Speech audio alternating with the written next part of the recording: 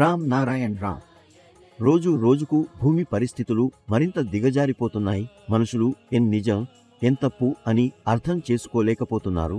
శంకరుడు చెప్పినట్లుగా మనిషి ధర్మం అతని మనసు గుండె లోపల ఉంటుందని మనిషి దాన్ని అనుసరించాలి. అయితే రాత్రి సమయంలో మనిషి ధ్యానం చేయాలి. మనిషి ఆహారం తినడం తర్వాత నిద్రపోతున్నప్పుడు అతను తన మంచంపై కూర్చుని ధ్యానం చేయాలి.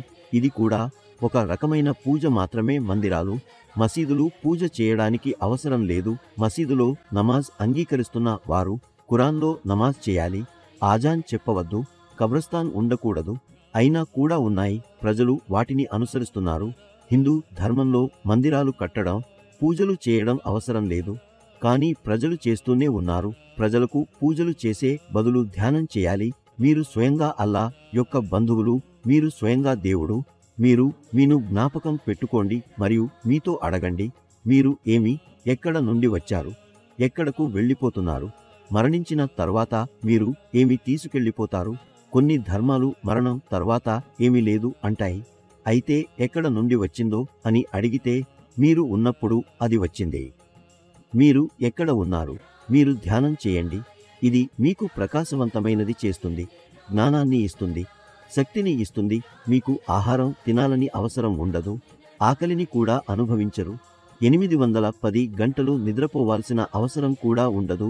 మీరు 1 గంట మాత్రమే నిద్రపోవచ్చు. విద్యార్థులు 1 గంట ధ్యానం చేసిన తర్వాత 1 గంట చదివితే అది 100 సంవత్సరాల చదవడానికి సమానంగా ఉంటుంది. మరియు ఆ చదవడం వారు ఎప్పటికీ మరచిపోలేరు. భూమిపై లక్షల కోట్ల పుస్తకాలు ఉన్నాయి. మరి ఆకాశం ఎంత పెద్ద పుస్తకం అవుతుంది? ఆకాశం ఎంత పెద్దది? ఆకాశం పొడవులో ఎంత ఉంది? ఆకాశం మొత్తం పుస్తకం కూడా ఉంది. అన్ని నక్షత్రాలు ఒక్కో పుస్తకం. మీరు అనుకోవచ్చు, ఇది ఎంత పెద్ద పుస్తకం అవుతుంది. దాన్ని చూస్తూనే ఉండండి మరియు దాన్ని జ్ఞాపకం పెట్టుకోండి. సూర్యుడు సేవ చేస్తాడు. సూర్యుడు అందరికీ కాలుల కింద ఉంటుంది. నీరు కాలుల కింద ఉంటుంది. భూమి కాలుల కింద ఉంటుంది. అయినా కూడా ప్రజలు దిగజారిపోతున్నారు. సర్దుబాటు చేయడాన్ని అంగీకరించడం కాదు. ఈ సూర్యుని కాంతి మన కాలుల కింద కూడా ఉంది, పైకి కూడా ఉంది. గాలి పై కూడా ఉంది. ఆకాశం పై కూడా ఉంది మరియు క్రింద కూడా ఉంది. నీరు క్రింద కూడా ఉంది మరియు పై కూడా ఉంది. భూమి కూడా మన కాలుల కింద ఉంది. అందరినీ గౌరవించాలి. ఎవరో న్యాయమూర్తి అయిపోయారు, ప్రధానమంత్రి అయిపోయారు, రాష్ట్రపతి అయిపోయారు. ఎవరూ తల పెట్టుకోరు. కణం పెరిగిపోతున్నంత వరకు అది వంగిపోతుంది మరియు తన పండ్లను తినడానికి అనుమతిస్తుంది.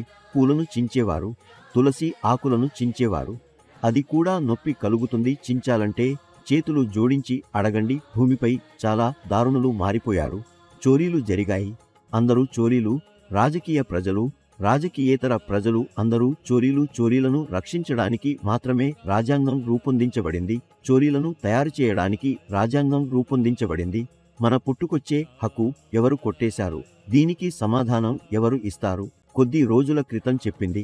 చైనా, రష్యా, భారత్ కలిసి ఆసియన్ బ్లాగ్ ఏర్పడుతుంది.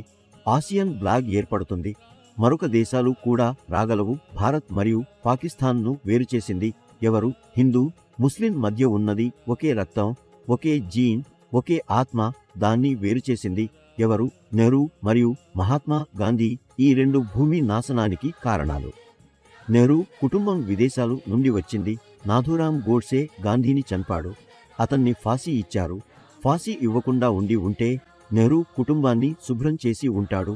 ప్రతి వ్యక్తికి పుట్టుకతో భూమి మీద అన్ని వస్తువులపై హక్కు ఉంది. మేము ఈ విషయం చెప్పాలనుకుంటున్నాము.